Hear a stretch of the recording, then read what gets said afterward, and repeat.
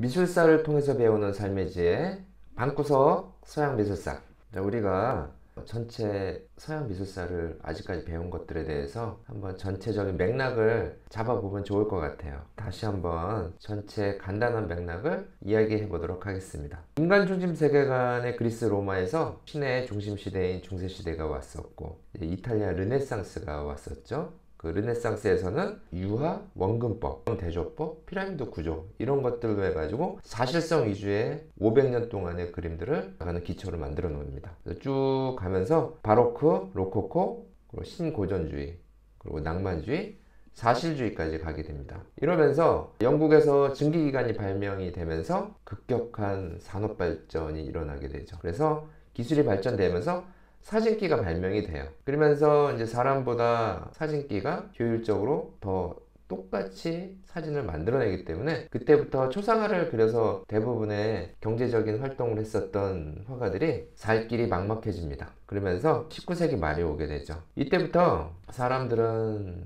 개성을 찾기 시작해요. 사진기가 하지 못하는 것들을 찾기 시작하죠. 19세기 말에 우리가 많이 알고 있던 고갱, 고후, 세잔 이런 사람들이 나타납니다. 화가로 활동할 이 사람들이 생존했었던 시기에는 굉장히 과도기인 상태였기 때문에 그림 한 점도 못 팔고 죽은 사람들도 많았고 굉장히 가난하게 살게 됩니다. 당시에는 유명하지 않았지만 후에 화가들이 고갱, 고후, 세잔들을 굉장히 추앙하게 되죠. 그러면서 19세기 말이 되면서 세기말적인 그 불안감을 사람들이 보여요. 그래서 이런 뭉크의 공포를 주제로 했던 그림들이 그려지기 시작하죠. 그러다가 드디어 20세기가 나타나게 됩니다. 20세기가 나오면서 사람들은 어떤 혁신에 대한 갈망이 있었어요. 그래서 그 전에 있었던 것들을 부정을 하고 새로운 것들을 찾기 시작합니다. 그러면서 모던 아트가 시작이 되는데요. 혁신의 시대라고 할 수 있어요. 이때부터 모더니즘이라고 하죠. 모더니즘. 그래서 야수파는 색채에 자유를 부여했죠. 그러니까 자기가 칠하고 싶은 색깔을 칠할 수가 있었던 거예요. 그리고 우리 전 시간에 배웠던 입체파는 형태의 자유를 부여하게 되죠. 다시점을 다시 가져와서 그걸로 새로운 대상을 그리는 방법을 이야기하기 시작하는 거예요. 그게 피카소였죠. 자, 오늘은 미래주의에 대해서 공부해 볼 거예요. 입체파의 영향을 받아서 입체파는 좀 단순화되는 경향이 있었죠. 이렇게 형태를 단순화시키기도 했고 색깔도 단순화시켰고 뭐 이런 것들인데 이게 산업화 시대에 적합한 미로 생각을 하기 시작한 거예요. 왜냐면 사람이 그리면 복잡한 것도 잘 그리지만 기계로 대량 생산을 하려면 형태나 색깔이 단순해야 됐거든요. 그래서 이 입체파는 굉장히 큰 영향을 주게 돼요. 그 미래주의에도 영향을 주고 신조형주의에도 영향을 줍니다.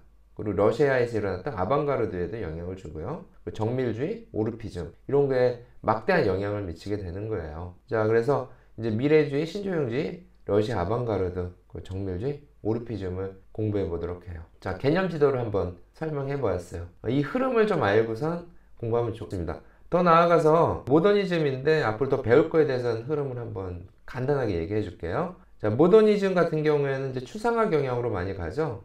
이렇게 갑니다. 그러니까 입체파에서 단순화됐었던 것들이 신조형주의에 가보면은 색깔과 선만 남게 되죠. 그러다가 1차 세계대전이 일어나요. 산업화 시대에 아주 낙관적인 유토피아를 생각했었는데 이런 기술도 전쟁이 일어나죠. 그러자마자 사람들은 우리가 생각했었던 것들을 허무하게 생각해요. 그래서 허무주의가 나타나서 다다가 나타나고 그다음에 무의식에 대한 것도 관심을 갖게 되고요. 그럼 1939년서부터 1945년 2차 세계대전이 일어나는데 이때부터 그 전에는 프랑스 중심으로 흘렀죠. 유럽 중심으로. 전쟁이 일어나고 유럽의 사람들이 미국으로 많이 가요. 그러면서 뉴욕 중심으로 가게 됩니다.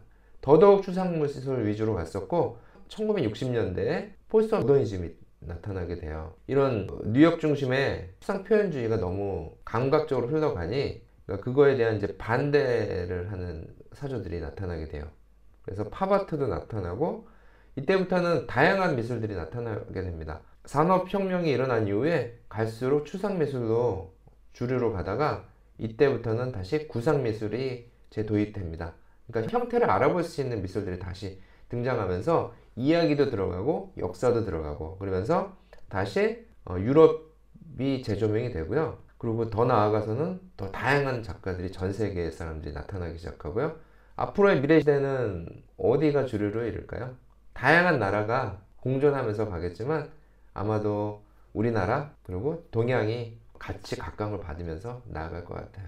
자, 그러면은 오늘 설명했었던 기반으로 해서 여기 미래주의, 입체파 영향 미래주의에 대해서 공부해 보도록 해요. 우리가 입체주의나 그 전에 야수파 이런 것들은 프랑스 중심으로 일어났어요. 근데 입체파의 영향을 받아서 각각의 나라, 그러니까 프랑스 이외에서 모더니즘이 나타나기 시작해요. 그래서 입체주의는 1차 세계대전 이전의 시대 산업사회로 이전했었는데, 그때 입체주의 형태를 차용한 여러 나라에서 산업사회에 맞는 새로운 형태를 모색하게 됩니다. 아무래도 대량 생산을 할 수 있는 디자인으로 아니면 그 미술로 현대사회에 맞는 미래지향적인 형태라고 생각을 했었던 것 같아요. 그래서 산업화 시대에 맞는 것으로 미술도 영향을 받게 되는데, 이탈리아에서는 미래주의가 나타나게 돼요. 이것은 간단하게 얘기해서 속도감을 강조하는 겁니다. 공장에서 팍팍팍 찍어내잖아요. 그리고 산업화 시대에 만들어진 자동차 같은 것도 속도감 있게 지나가잖아요. 그런 것들이 되게 멋있어 보였었던 것 같아요. 러시아에서는 러시아 아방가르드, 절대주의와 구성주의가 나타나는데, 절대주의는 완전히 절대적인 추상을 생각한 거예요. 구성주의는 기계미학을 생각합니다. 기계가 아름답다고 생각한 거예요. 그래서 기계미학이라고 합니다. 미국은 정밀주의, 네덜란드는 신조용주의로 발전이 되는 거예요.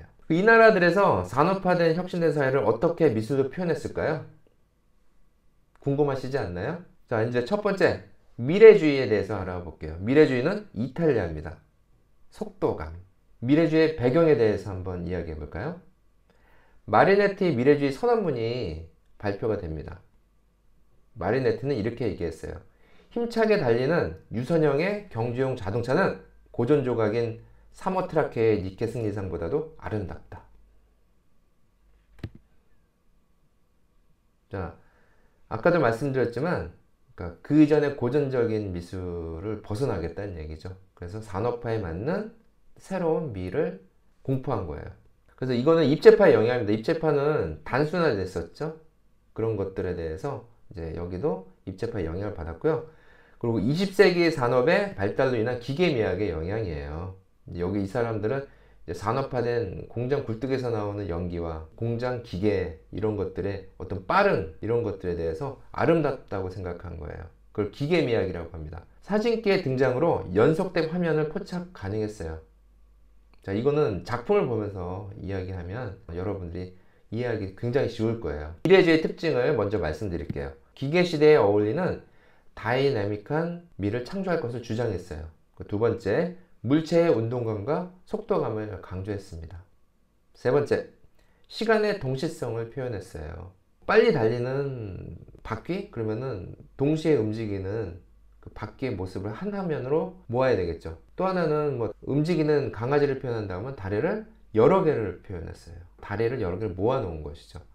당연히 재료도 산업적 재료와 기술의 적용을 강조하게 되었답니다.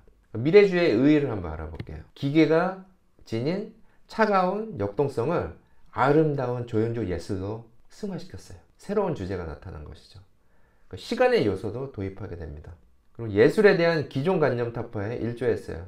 그 전에 고전적인 조각이나 미술 이런 것들에서 새로운 산업화 시대에 맞는 속도감이라는 것들을 가져오게 된 것이죠. 소재에 대한 새로운 문제를 제기했어요. 미래주의 작가는 마리네티는 이탈리아 시인이에요. 미래주의 선언문을 발표했었죠. 그리고 보치오니, 발라, 세베리니, 카라 등이 있었습니다. 이제 이해하기 쉽게 작품을 보면서 조형주의 특징과 의의를 알아보면 좋은 시간이 될 것 같아요. 자, 보치오니의 공간 속에서의 연속적인 단일 형태들입니다. 조소작품인데 흙으로 만들고 청동으로 떠낸 거겠죠. 그러니까 사람의 움직임인데 좀 기괴하죠. 이게 시간 속에서 동시적으로 움직이는 모습들을 한 화면의 그 조소로 나타낸 거예요. 그러니까 흘러내리죠, 형태가. 이런 속도감들을 표현한 조소작품이 나타나게 되는 거예요. 특징을 보면 시간의 요소를 도입했고 예술에 대한 기존 관념을 탈피했죠. 자, 이거 강아지예요. 가죽끈에 끌려가는 강아지의 역동성. 다리가 여러 개죠. 이런 표현 방법은 만화에서 이런 것들 많이 보잖아요. 다리가 여러 개입니다. 이거 속도감을 표현한 거예요. 그래서 이 핵심 키워드, 기계 시대에 어울리는 다이내믹한 미를 표현하기 시작한 거예요. 속도감, 운동감. 물체의 운동감과 속도감을 강조했고 시간의 동시적 표현을 한 겁니다. 미래주의에 대해서 공부했습니다. 다음에는 러시아 아방가르드에 대해서 공부해 보도록 할 거예요.